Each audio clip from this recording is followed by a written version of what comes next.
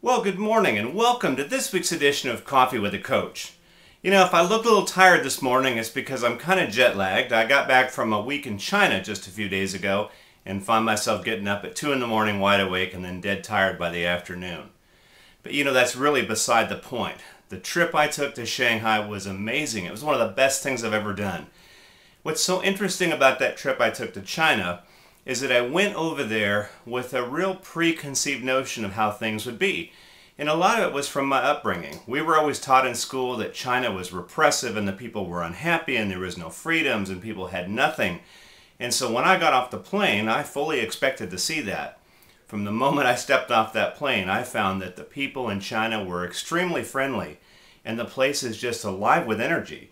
I took a cab ride in downtown, and if you can imagine New York City multiplied 100 times over, and the same amount of people you see in New York City multiplied 100 times over, that's what Shanghai is like. It was an awesome time.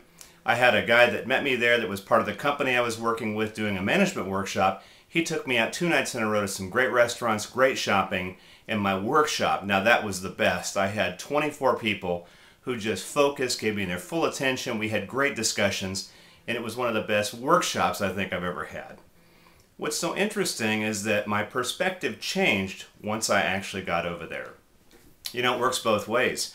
While I was over there, and of course I'm doing this video during the last week of July, first week of August, and if this goes down in history, you'll know this is the week that the debt ceiling was voted on.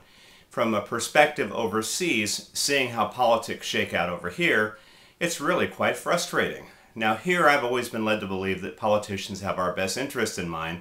Going away a few thousand miles and seeing it from a distance, listening to news perspectives, not from China because I couldn't understand the language, but from Great Britain and from Australia and different countries, Italy, it's amazing to see how things look when you're at a distance looking back.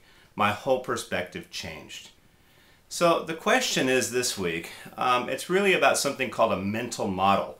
Mental models are just sort of frameworks we have in our head about things that are developed over time. And I think mental models are helpful because they help keep things organized in our head. They can be harmful when they pull us away from what is really good thinking. My mental model of China has changed.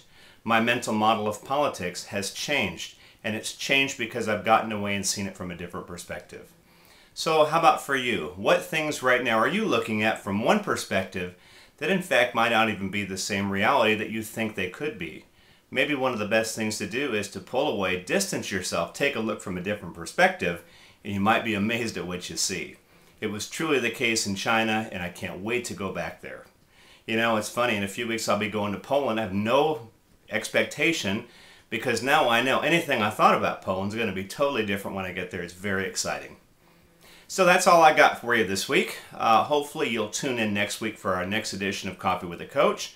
And you can always find me online at coachmunro.com. That's coachmunro.com.